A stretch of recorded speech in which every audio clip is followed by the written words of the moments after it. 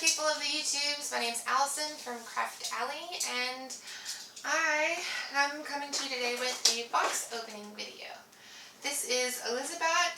This is the, I believe, 17-inch size doll, and it's been out for quite a long time, and I'm sure there's lots of box opening videos of it already. I've wanted to do a box opening video. I've watched a lot of them and everything like that, and usually I'm too impatient to actually set up my camera, or I'm just in the moment, I just go ahead and open it as soon as I get it home. So I haven't been home very long, and I'm really wanting to open my doll box, and I'm sorry for coming to you in such a barren-faced state. I wanted to do makeup, but I have to work later tonight, and so it's just easier for me to not do my makeup and have to take it all off later. So, on to the box opening video.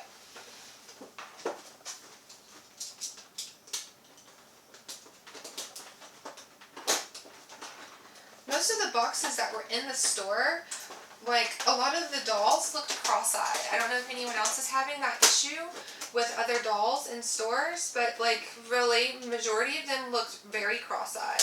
Or their knee joints were a much darker resin color, or plastic color, comparative to the rest of their body.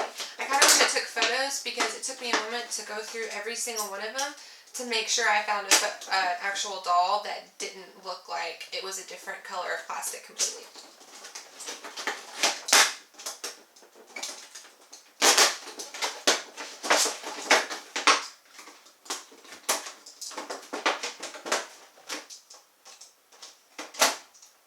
And a lot of the boxes look rough. I don't know if anyone else's Toys R Us has the same kind of quality, but I mean, most of the face makeup was smudged or was just really wonky.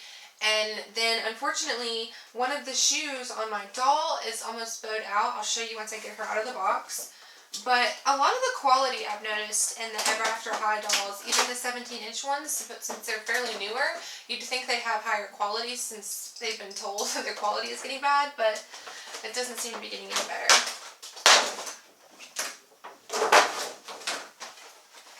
So here is the first look out of the box, and I'll show you what I mean with her shoes. Like, all of their shoes were the same way of the leg that's been propped up. I'm not sure if it's gravity's toll on the doll itself or what. I'm hoping I can fix that with the blow dryer and a bowl of ice method to maybe reshape the plastic without messing up her shoes, because that was one of my favorite things about this doll, is that she's looks very gothically inclined. I mean, given she is a vampire, it makes sense, but I don't know. She's one of my favorites, and I've wanted her for a very long time, and so I was very fortunate enough for my boyfriend to gift her to me as a belated birthday gift.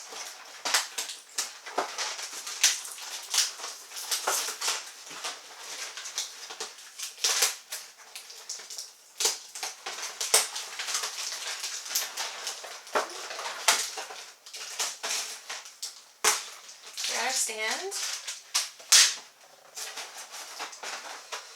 Okay, now comes the fun part, getting her out of the cardboard.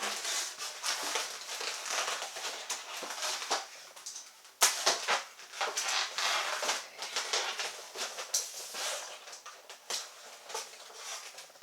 Might need scissors for this step.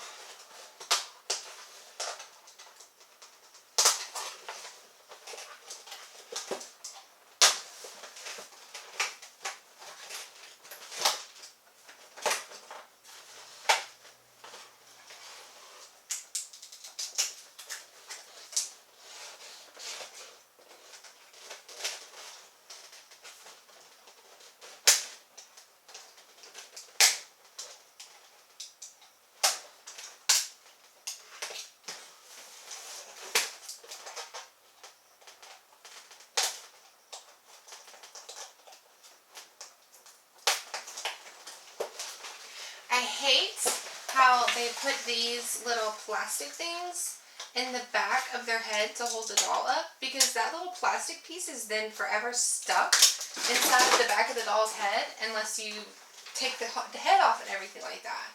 And for me, I mean, I know I'm an adult collector, and so I wouldn't necessarily play with the doll nearly as much as maybe a child would, with actually like handling the head and everything like that.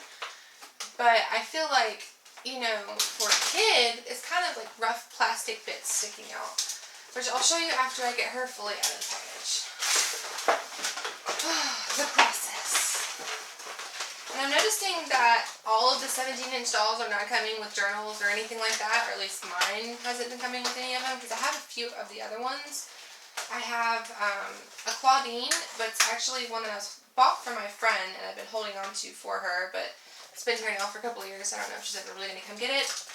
And then I have a Frankie one, and that was prior to the Elissabat one coming out. Like, I actually bought the Frankie one and got that one almost a few weeks after this one was even released, and so I was really angry because I really loved the more gothic style of the dolls. That's why I'm kind of upset that Monster High is doing this whole like cutesy reboot, because I feel like that was one of the main core things about Monster High, was that they, you know, they had more of a gothic aesthetic, and so for me as a kid it tapered more to my interest, but I guess now they're trying to shy away from that.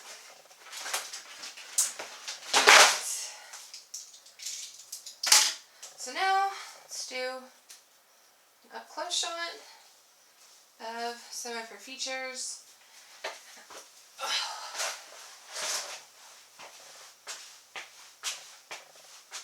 So here's an up-close look at her face.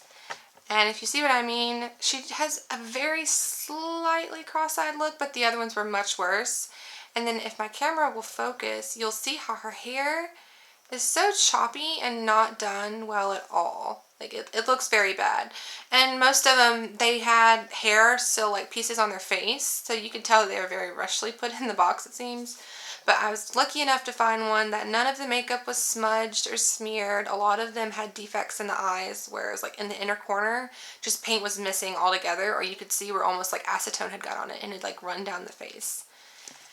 And then what I was talking about with those little plastic nubs in the back of the head, you see here, like you have to actually either like push those things in or try and get as close to the scalp as you can to cut them out. I hate these. I wish they would find another way to package the dolls to keep them from putting these punches in their heads. Sorry, get her hair out of your face. But other than that, I can't see anything wrong with the doll. Her bracelet is intact with her. She doesn't have a necklace on, I'm not sure. A lot of the boxes, like I said, looked like they had been opened, but I tried to find one that seemed like had all of her pieces together. Her dress looks super cute. I'm really happy with how it looks. And I also wanted to get one on my in my hands really bad so I can possibly recreate this, because I just love the style of her dress and her attire. But it's one of the other downfalls. If you look at the back of her boots, it's almost like the plastic has been warped, either with heat or because this was the leg that was kind of like propped up like this. And so gravity just took its toll with it being on the shelf for so long. I'm hoping maybe I can fix that by heating it with some, with a hot blow dryer, and then resetting it by putting it in some cold ice water. I've seen a few videos here on YouTube and a few recommendations of it. It still just scares me because anything heat and plastic really freaks me out. But again, here is my box opening of my Elissabat doll. I mean, if you look at the hair and the quality of it, it's like out of box, it looks greasy. And then I don't know if my camera can pick it up. I got my HD camera to try and get all of this quality in there to see, but it's like hair is like literally, like I'm just barely just running my fingers through, and hair is coming out in a pretty substantial amount. So, happy I got the doll finally. Thankfully, I know how to reroot hair and everything like that. Though, she was one of the main dolls that I bought with the intention of not having to redo. But it's like, oh my goodness. I'm just like, there's just chunks of hair coming out of her head. It's like some of the hair is uneven to the other side. I don't know what's going on. Could someone please... This is really bad. Like, I haven't even brushed out her hair or anything, and this is just coming out in handfuls. I'm really disappointed. I waited a very long time to get this doll, and it seems like I'm almost scared to brush out her hair, because I don't know if you can see just like the chunks of glue and everything like that still stuck in her hair. It's like you can tell here where they had chopped the hair and didn't even bother even trying to get out what they cut. I don't know if you can see this. Like there's still just like hairspray cut hair. It's partially cut hair. And that's, I guess, part of the reason why so much of this hair is just coming out in handfuls. Like, this is just ridiculous. I mean, you could tell I took my time and opened it very carefully. None of the hair was poking through the back, and I only used the straight razor in the back. I didn't use it in the front, except for getting the plastic out from around her hands and cutting the rubber bands. But, like, I'm really, really disappointed in this. Like, I'm going to have to brush her hair, and I'll just show you how much comes out after I brush out all of this glue and everything like that. I guess they expect us collectors to just leave them in the box and never expect to take them out or do anything with them. I personally like to customize my dolls and make clothing for them, so this is kind of sad that once out of the box, I thought I picked a good one, and even so, it's like, it's still, like, really, I mean, come on. This is bad.